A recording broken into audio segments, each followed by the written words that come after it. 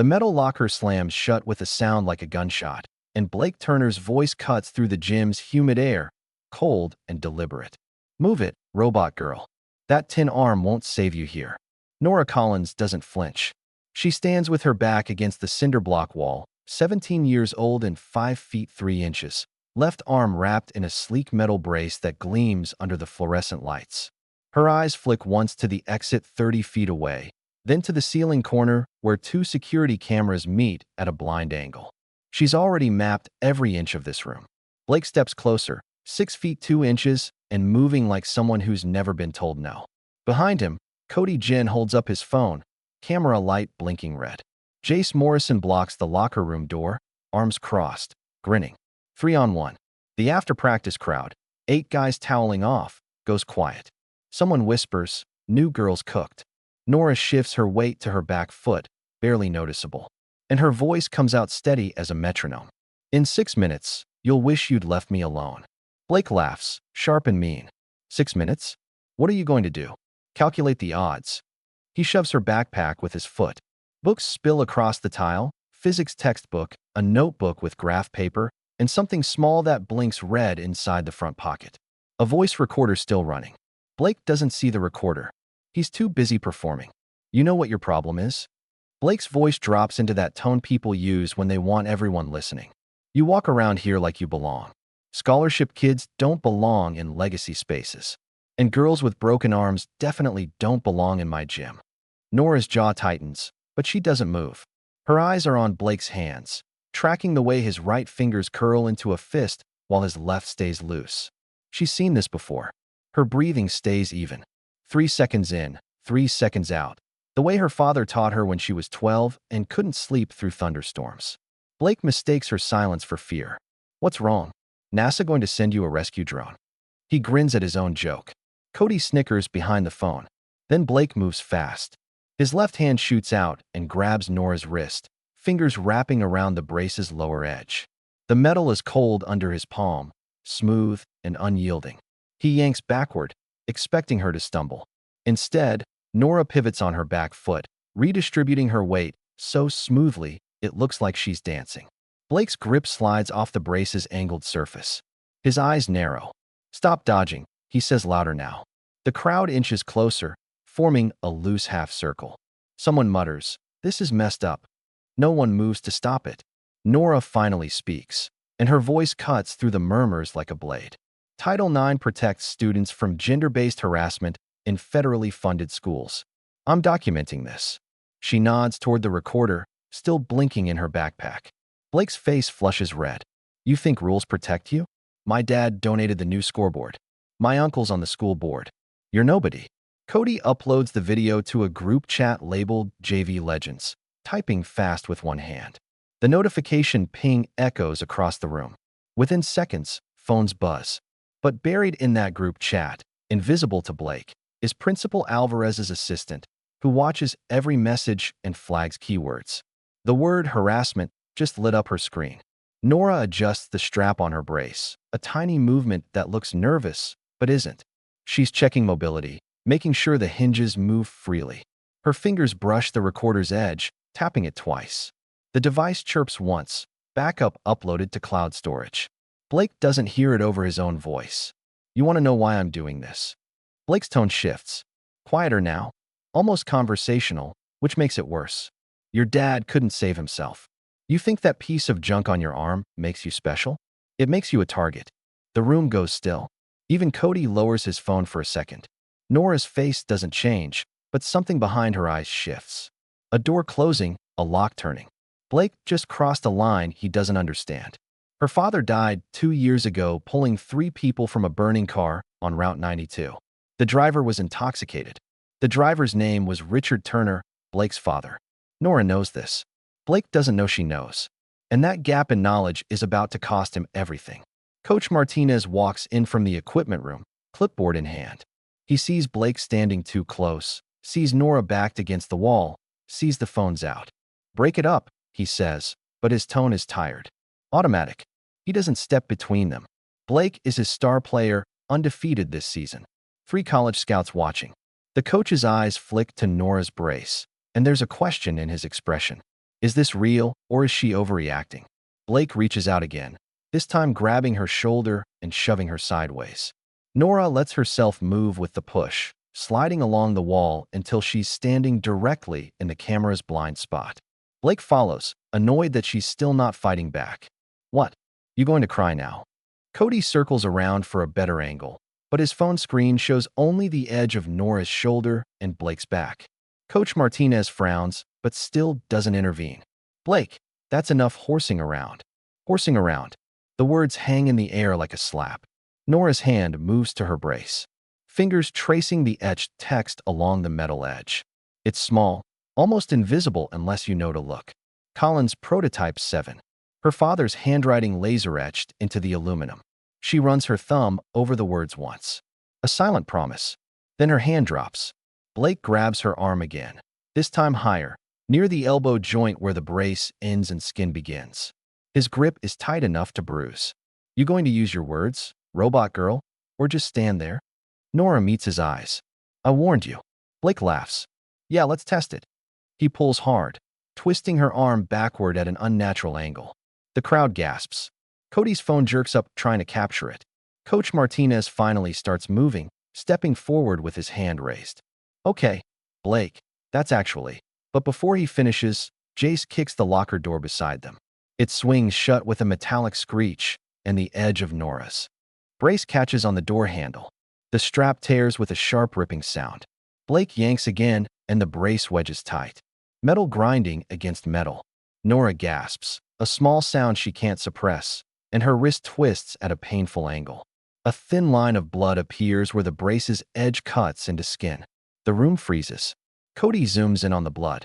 Someone says, "Oh, that's bad." Blake's face goes pale for half a second. He looks like a kid who just broke something expensive. Then his expression hardens. She probably faked it. Look at her. She's fine. Nora pulls once, testing. The brace doesn't budge. The strap hangs by threads. Her wrist throbs where the metal presses into the cut. She tries to breathe through it. 3 seconds in, 3 seconds out, but the pain spikes with each inhale. Coach Martinez steps closer finally. Someone help her get unstuck. But he doesn't move to do it himself. He's waiting for a student to step up, to not make this his problem. The liability calculation is written all over his face. Ethan Park is standing near the back of the crowd, small for a reserve player, always quiet. He sees the blood and takes a half step forward.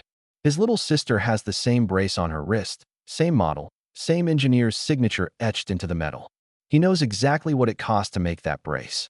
He knows the engineer died making sure kids like his sister could use their hands again. Ethan's mouth opens. He's about to say something, about to step in, but Jace moves faster. He shifts sideways, blocking Ethan's path, and mutters under his breath, "Don't be a snitch, Park. You'll lose your spot." Ethan freezes. His eyes meet Nora's for 1 second, and there's an apology in them, raw and guilty. Then he looks away. Nora is alone, bleeding, stuck.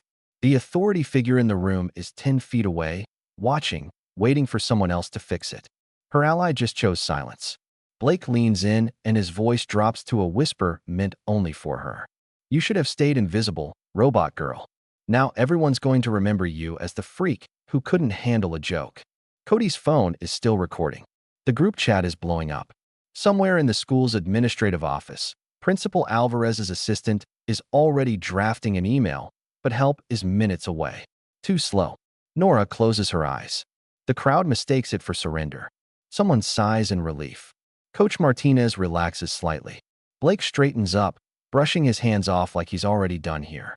But Nora isn't surrendering. She's counting. 3 seconds in, 3 seconds out. Her father's voice in her head, calm and steady. Engineering isn't about being the strongest, Nora. It's about using what you have smarter than the other guy uses what he has. She opens her eyes. They're not scared anymore. They're calculating. Her right hand moves to the brace, fingers finding the small release button hidden near the wrist joint. It's a safety feature designed for emergencies. She presses it once. There's a faint click and the metal rods inside the forearm section shift from flexible to rigid, locking into place. The brace is no longer a medical device. It's a lever. Blake doesn't notice. He's already turning away, grinning at Cody's phone. Got that? Make sure you post it. Nora shifts her weight forward, testing the angle. Her wrist is still wedged, but she's not pulling anymore. She's pushing. The locker door groans under the pressure. Blake hears it and turns back, annoyed. "What are you?" She doesn't let him finish. In one smooth motion, she wrenches her arm sideways, using the brace's rigid edge like a crowbar. The door handle bends slightly, just enough to free the metal. Her wrist slides out, bloody but mobile. And before Blake can react, she steps into his space. He's off balance, weight on his heels, still holding the smirk. Nora's left arm is up, angled across her body, the brace glinting under the lights. Blake reaches out to shove her back, instinct more than intent, and his hand closes around her forearm. Big mistake. Nora drops her shoulder, rotates her hips 90 degrees, and hooks the brace's edge under Blake's elbow. The rigid metal doesn't bend, his arm does. She pulls down with her whole body weight while driving her hips up, and physics does the rest. Blake's feet leave the floor. The crowd sees his Nikes lift. They see his eyes go wide. They hear the split-second sound of his breath catching. Then Nora completes the rotation and Blake's body arcs over her hip. The sound comes next, a heavy, dull thud as Blake's back hits the tile floor, followed by a breathless grunt. Silence. Complete ringing silence. Nora stands over him, breathing hard, the brace still locked in rigid mode, blood smeared along the metal edge. Blake is on his back, one hand clutching his elbow, his face twisted in pain that's equal parts physical and humiliated. Coach Martinez's clipboard hits the floor. Cody's phone is still recording, but his hand is shaking. Jace takes two, steps back from the door. Ethan steps forward now, finally, and his voice cracks when he speaks. "I got it. All of it." He holds up his phone, screen facing the crowd. On it, a video plays. Blake shoving Nora. Blake grabbing her arm. Blake yanking while Jace kicks the door shut. And there in the corner of the frame, clear as day, the brace's metal surface reflects the overhead light and etched text glows faintly. Collins Prototype 7. The crowd leans in. The etching resolves. Property of Jameson Collins, aerospace engineer. FDA-cleared medical device. Ethan's voice is steady now, louder. "My little sister has that brace. I know what it cost to make it. I know the engineer died saving people from a car crash on Route 92. He looks at Blake still on the floor. "Your dad was driving that car." The air goes out of the room. Blake's face drains of color. Coach Martinez stares at Ethan, then at Nora, and understanding crashes over him like cold water. Nora looks down at Blake. Her voice is quiet, but everyone hears it. "You wanted to break my arm. I just used yours as a counterweight." She pauses, lets the words settle. Physics, not vengeance. Blake tries to sit up, winces, and stays down. His mouth opens and closes, but nothing comes out. From the doorway, Principal Alvarez appears, flanked by her assistant and the school resource officer. She takes one look at the scene. Blake on the floor, Nora standing with a bloodied brace, a dozen phones out, Ethan holding his screen forward like evidence. "Nobody moves," she says. "Coach Martinez, my office now." She points at Blake. "Officer Reynolds, get him to the nurse. Then I want statements from everyone in this room." Her eyes land on Nora. "Miss Collins, are you injured?" Nora nods toward her wrist. "Minor cut. I'll be fine. Nurse first, then we talk." Alvarez's tone isn't unkind, but it's not warm either. She gestures to Ethan. "Send me that video right now. Already uploaded to the cloud, ma'am. Timestamped. I can testify to everything I saw." Alvarez's eyebrows rise a fraction. "Good. You'll need to." Blake finally finds his voice, shaking. "She attacked me. You all saw it." Cody, still holding his phone, hesitates. Then slowly he shakes his head. "No, man. You grabbed her first. I got that part too." Blake stares at him, betrayed. "You're on my team." "I'm not on anybody's team right now," Cody says quietly. He pockets his phone and walks toward the door. Jace follows without a word. Nora watches Blake get helped to his feet by Officer Reynolds. He won't look at her. His elbow is already swelling, a dark bruise blooming under the skin. Not broken, she made sure of that, but hyperextended enough that he'll remember this every time he shoots a basketball for the next 2 months. Coach Martinez is still standing there, looking at Nora like he's seeing her for the first time. "I didn't know," he starts. "If I'd known about your father, you should have known it didn't matter," Nora interrupts, her voice still. "You saw a student being harassed, And you called it horsing around. That's not ignorance. That's a choice. Martinez's face reddens. He opens his mouth, closes it, and then follows Principal Alvarez out of the locker room without another word. The crowd begins to disperse slowly. Whispers start up again. Did you see that throw? She's bleeding. Blake's going to get expelled. But the energy has shifted. Nora isn't invisible anymore. Ethan lingers near the lockers, waiting until most people are gone. Then he walks over, hands shoved in his pockets. I'm sorry, he says. I should have stepped in sooner. Nora looks at him. Really looks. She sees the guilt, but also the fear. Fear of losing his spot, his scholarship, his chance. She knows that fear. You stepped in when it mattered, she says. That's what counts. Ethan nods, but he doesn't look convinced. My sister's name is Maya. She's 13. That brace let her play violin again. His voice cracks. Your dad gave her that.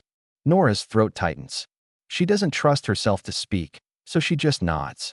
If you need a witness for anything, Ethan continues, I'm there. I mean it. I'll remember that. Nora adjusts the brace, wiping the blood off with the edge of her shirt. The cut on her wrist is shallow, already clotting.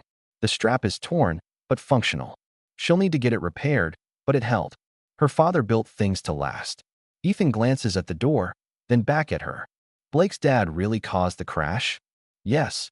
Does Blake know? Not until 30 seconds ago. Nora's expression is unreadable.